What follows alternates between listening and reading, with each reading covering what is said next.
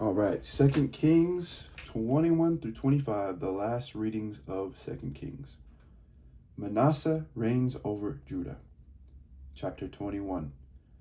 Manasseh was 12 years old when he began to reign. He reigned for 55 years in Jerusalem. His mother's name was Hephzibah. He did what was evil in the sight of the Lord, following the abominable practices of the nations that the Lord drove out before the people of Israel. For he rebuilt the high places that his father Hezekiah had destroyed. He erected altars for Baal, made a sacred pole, as King Ahab of Israel had done, worshipped all the host of heaven, and served them. He built altars in the house of the Lord, of which the Lord had said, "In Jerusalem I will put my name." He built altars for all the host of heaven in the two courts of the house of the Lord. He made his son pass through fire. He practiced soothsaying and augury, and dealt with mediums and with wizards.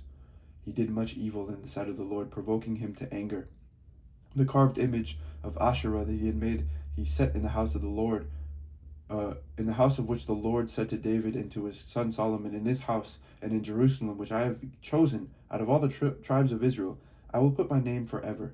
I will not cause the feet of Israel to wander any more out of the land that I have given to their ancestors, if only they will be careful to do according to all that I have commanded them, and according to all the law that my servant Moses commanded them." But they did not listen. Manasseh misled them to do more evil than the nations had done that the Lord destroyed before the people of Israel. The Lord said by his servants the prophets, "Because King Manasseh of Judah has committed these abominations, has done things more wicked than all the Amorites did who were before him, and who has caused Judah also to sin with his idols. Therefore, thus says the Lord, the God of Israel, I am bringing upon Jerusalem and Judah such evil that the ears of everyone who hears of it will tingle. I will stretch over Jerusalem the measuring line for Samaria, and the plummet for the house of Ahab. I will wipe Jerusalem as one wipes a dish, wiping it and turning it upside down. I will cast off the remnant of my heritage and give them into the hand of their enemies. They shall become a prey and a spoil to all their enemies, because they have done what is evil in my sight, and have provoked me to anger since the day their ancestors came out of Egypt, even to this day. Moreover, Manasseh shed very much innocent blood, until, if I can flip the page, until he had filled Jerusalem from one end to another, besides the sin that he caused Judah to sin, so that they did what was evil in the sight of the Lord. Now, the rest of the acts of Manasseh, all that he did and all the sin that he committed, are they not written in the book of the annals of the kings of Judah? Manasseh slept with his ancestors and was buried in the garden of his house, in the garden of Uzzah. His son Amon succeeded him, or Amon reigned over Judah. Amon was 22 years old when he began to reign. He reigned for 2 years in Jerusalem. His mother's name was Meshullemeth, daughter of Haroz of Jotbah. He did what was evil in the sight of the Lord, as his father Manasseh had done. He walked in all the way in which his father walked, served the idols that his father served, and worshipped them.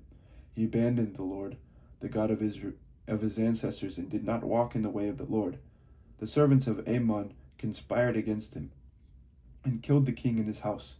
But the people of the land killed all those who had conspired against King Amon, and the people of the land made his son Josiah king in place of him.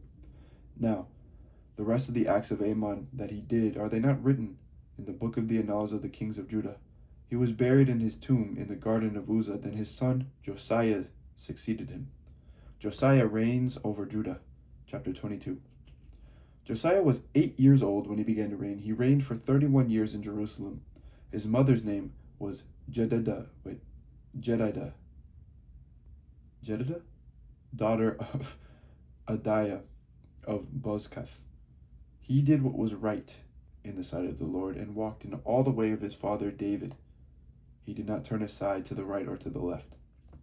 In the 18th year of King Josiah, the king sent Shaphan, son of Azaliah, son of Meshullam, the secretary, to the house of the Lord, saying, "Go up to the high priest Hilkiah, and have him count the entire sum of the money that has been brought into the house of the Lord, which the keepers of the threshold have collected from the people.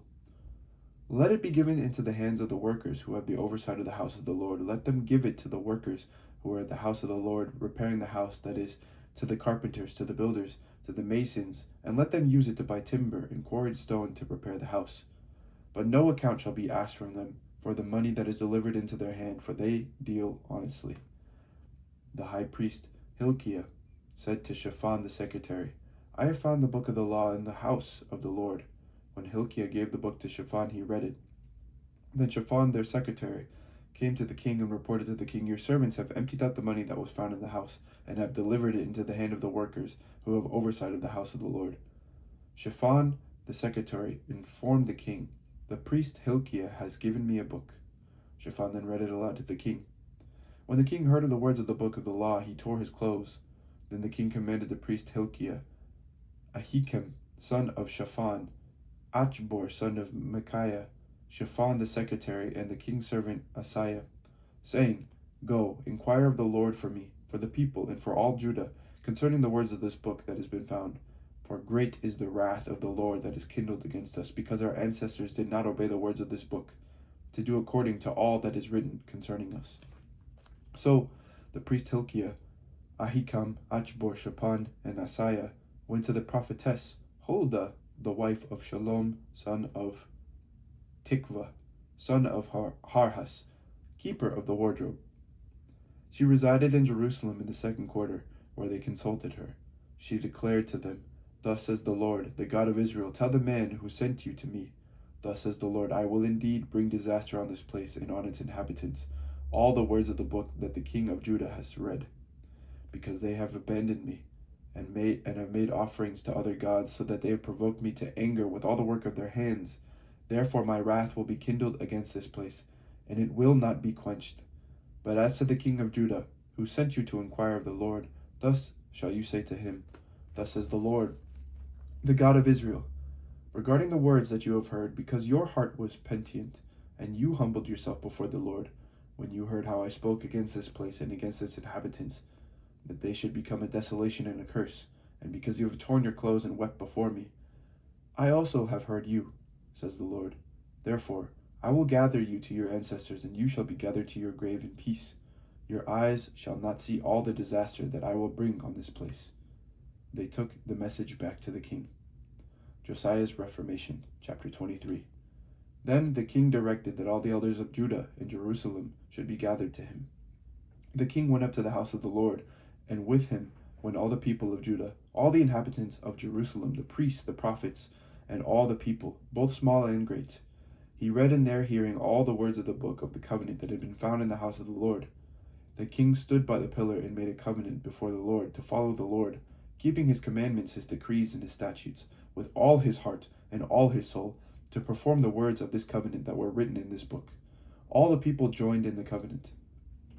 The king commanded the high priest Hilkiah, the priests of the second order, and the guardians of the threshold, to bring out the temple of the Lord all the vessels made for Baal, for Asherah, and for all the host of heaven, and he burned them outside Jerusalem in the fields of the Kidron, and carried their ashes to Bethel. He disposed the idolatrous priests, whom the kings of Judah had ordained to make offerings in the high places at the cities of Judah and around Jerusalem. Those also who made offerings to Baal, to the sun, the moon, the constellations, and all the hosts of the heavens. He brought out the image of Asherah from the house of the Lord outside Jerusalem to the Wadi Kidron, burned it at the Wadi Kidron, beat it to dust, and threw the dust of it upon the graves of the common people. He broke down the houses of the male temple prostitutes that were in the house of the Lord, where the women did weaving for Asherah. He brought all the priests out of the towns of Judah, and defiled the high places where the priests had made offerings, from Geba to Beersheba. He broke down the high places of the gates that were at the entrance of the gate of Joshua, the governor of the city, which were on the left at the gate of the city. The priests of the high places, however, did not come up to the altar of the Lord in Jerusalem, but ate unleavened bread among their kindred. He defiled Topheth, which is in the valley of Ben Hinnom, so that no one would make a son or daughter pass through fire as an offering to Molech. He removed the horses that the kings of Judah had dedicated to the sun at the entrance to the house of the Lord by the chamber of the eunuch Nathan-Melech, which was in the precincts. Then he burned the chariots of the sun with fire, the altars on the roof of the upper chamber of Ahaz, which the kings of Judah had made, and the altars that Manasseh had made in the two courts of the house of the Lord. He pulled down from there and broke in pieces and threw the rubble into the Wadi Kidron. The king defiled the high places that were east of Jerusalem to the south of the Mount of Destruction, which King Solomon of Israel had built for Astarte, the abomination of the Sidonians, for Chemosh, the abomination of Moab, and for Milcom, the abomination of the Ammonites. He broke the pillars in pieces, cut down the sacred poles, and covered the sites with human bones. Moreover, the altar at Bethel, the high place erected by Jeroboam son of Nebat, who caused Israel to sin, he pulled down the altar along with the high place. He burned the high place, crushing it to dust. He also burned the sacred pole. As Josiah returned, he saw the tombs there on the mount, and he sent and took the bones out of the tombs and burned them on the altar and defiled it, according to the word of the Lord that the man of God proclaimed. When Jeroboam stood by the altar at the festival, he turned and looked up at the tomb of the man of God who had predicted these things. Then he said, "What is that monument that I see?" The people of the city told him, "It is the tomb of the man of God who came from Judah and predicted these things that you have done against the altar at Bethel." He said, "Let him rest. Let no one move his bones." So they let his bones alone, with the bones of the prophet who came out of Samaria. Moreover, Josiah removed all the shrines of the high places that were in the towns of Samaria, which kings of Israel had made, provoking the Lord to anger. He did to them just as he had done at Bethel. He slaughtered on the altars all the priests of the high places who were there, and burned human bones on them. Then he returned to Jerusalem. The king commanded all the people, "Keep the Passover to the Lord your God as prescribed in this book of the covenant." No such Passover has been kept since the days of the judges who judged Israel, even during all the days of the kings of Israel and all the kings of Judah. But in the 18th year of King Josiah, this Passover was kept to the Lord in Jerusalem. Moreover, Josiah did away with the mediums, wizards, teraphim, idols, and all the abominations that were seen in the land of Judah and in Jerusalem, so that he established the words of the law that were written in the book that the priest Hilkiah had found in the house of the Lord. Before him there was no king like him, who turned to the Lord with all his heart, with all his soul, and with all his might, according to all the law of Moses, nor did any like him arise after him. Still, the Lord did not turn from the fierceness of his great wrath, by which his anger was kindled against Judah, because of all the provocations with which Manasseh had provoked him. The Lord said, "I will remove Judah also out of my sight, as I have removed Israel, and I will reject the city that I have chosen, Jerusalem, and the house of which I had said, my name shall be there." Now the rest of the acts of Josiah and all that he did, are they not written in the book of the annals of the kings of Judah? In his days Pharaoh Necho, king of Egypt, went to the king of Assyria, to the river Euphrates. King Josiah went to meet him, but when Pharaoh Necho met him at Megiddo, he killed him. His servants carried him dead in a chariot from Megiddo, brought him to Jerusalem, and buried him in his own tomb. The people of the land took Jehoahaz, son of Josiah, anointed him, and made him king in place of his father. Jehoahaz was 23 years old when he began to reign. He reigned for 3 months in Jerusalem. Only 3 months. His mother's name was Hamutal, daughter of Jeremiah of Libnah. He did what was evil in the sight of the Lord, just as his ancestors had done. Pharaoh Necho confined him at Riblah in the land of Hamath, so that he might not reign in Jerusalem, and imposed tribute on the land of 100 talents of silver and a talent of gold. Pharaoh Necho made Eliakim, son of Josiah, king in place of his father Josiah, and changed his name to Jehoiakim. But he took Jehoahaz away. He came to Egypt and died there. Jehoiakim gave the silver and the gold to Pharaoh, but he taxed the land in order to meet Pharaoh's demand for money. He exacted the silver and the gold from the people of the land, from all according to their assessment, to give it to Pharaoh Necho. Jehoiakim was 25 years old when he began to reign, and he reigned for 11 years in Jerusalem. His mother's name was Zebedah, daughter of Pedadiah of Rumah. He did what was evil in the sight of the Lord, just as all his ancestors had done. Judah overrun by enemies, chapter 24. In his days, King Nebuchadnezzar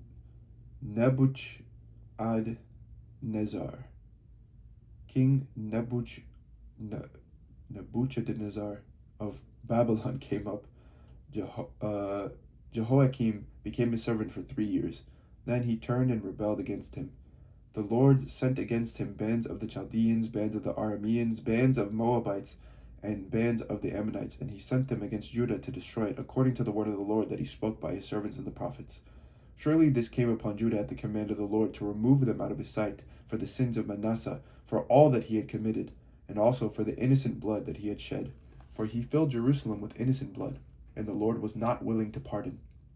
Now, the rest of the deeds of Jehoiakim and all that he did, are they not written in the book of the annals of the kings of Judah?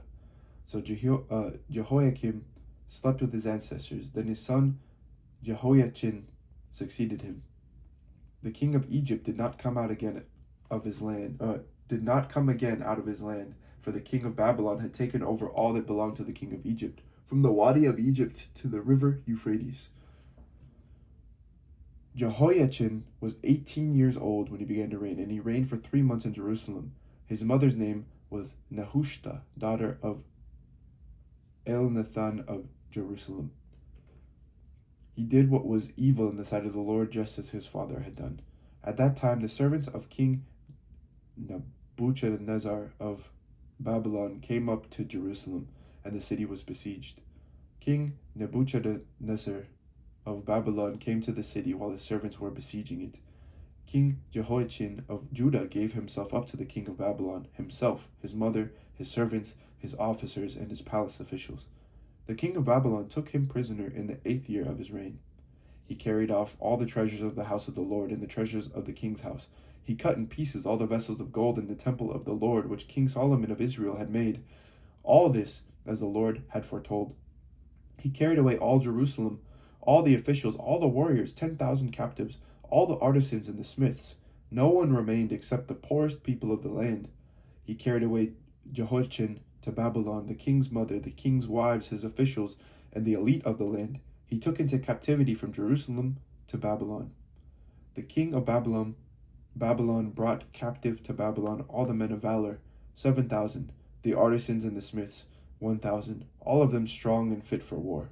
The king of Babylon made Mattaniah, Jehoiachin's uncle, king in his place, and changed his name to Zedekiah. Zedekiah was 21 years old when he began to reign. He reigned for 11 years in Jerusalem. His mother's name was Hamutal, daughter of Jeremiah of Libnah. He did what was evil in the sight of the Lord, just as Jehoiakim had done. Indeed, Jerusalem and Judah so angered the Lord that he expelled them from his presence. The fall and captivity of Judah. Zedekiah rebelled against the king of Babylon. Chapter 25. And in the 9th year of his reign, in the 10th month, on the 10th day of the month, King Nebuchadnezzar of Babylon came with all his army against Jerusalem and laid siege to it. They built siege works against it all around. So the city was besieged until the 11th year of King Zedekiah. On the 9th day of the 4th month, the famine became so severe in the city that there was no food for the people of the land. Then a breach was made in the city wall.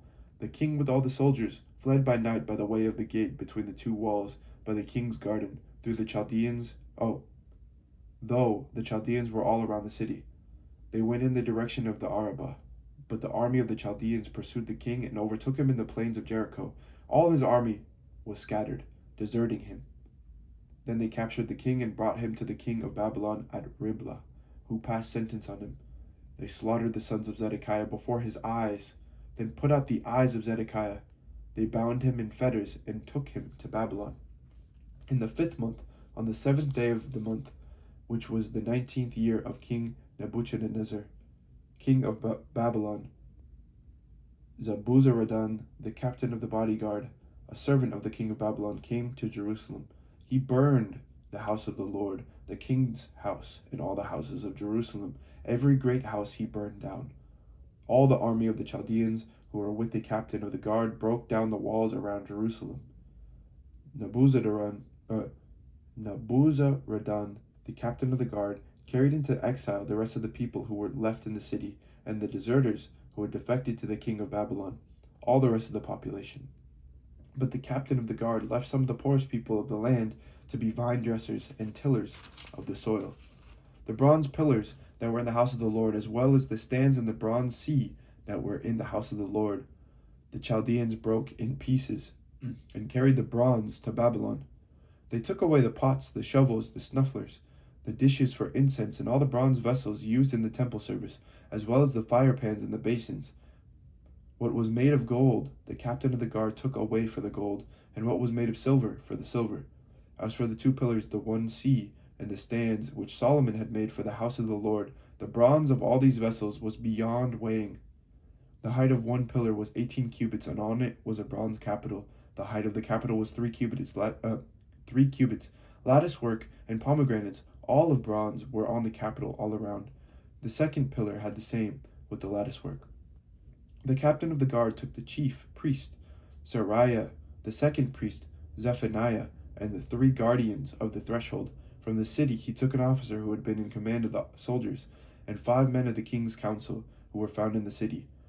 The secretary, who was the commander of the army who mustered the people of the land, and 60 men of the people of the land who were found in the city. Nebuzaradan, the captain of the guard, took them and brought them to the king of Babylon at Riblah. The king of Babylon struck them down and put them to death at Riblah in the land of Hamath. So Judah went into exile out of its land. He appointed Gedaliah, son of Ahikam, son of Shaphan, as governor over the people who remained in the land of Judah, whom King Nebuchadnezzar of Babylon had left. Now when all the captains of the forces and their men heard that the king of Babylon had appointed Gedaliah as governor, they came with their men to Gedaliah at Mizpah, namely Ishmael, son of Nethaniah, Johanan, son of Kareah, Seraiah, son of Tanhumeth the Netophathite, and Jazaniah, son of the Makathite. Gedaliah swore to them and their men, saying, "Do not be afraid because of the Chaldean officials. Live in the land, serve the king of Babylon, and it shall be well with you." But in the 7th month, Ishmael, son of Nethaniah, son of Elishama of the royal family, came with 10 men. They struck down Gedaliah so that he died, along with the Judeans and the Chaldeans who were with him at Mizpah. Then all the people, high and low, and the captains of the forces set out and went to Egypt, for they were afraid of the Chaldeans. In the 37th year of the exile of King Jehoiachin of Judah, in the 12th month, on the 27th day of the month, King Evil-Merodach of Babylon, in the year that he began to reign, released King Jehoiachin of Judah from prison. He spoke kindly to him and gave him a seat above the other seats of the kings who were with him in Babylon. So Jehoiachin put aside his prison clothes. Every day of his life he dined regularly in the king's presence. For his allowance, a regular allowance was given him by the king, a portion every day, as long as he lived. This is the word of the Lord. Thanks be to God. Okay, so that is 2 Kings completed. Thank you to everyone who's listened, and may God bless you this day. All right, take care, everyone. Bye-bye.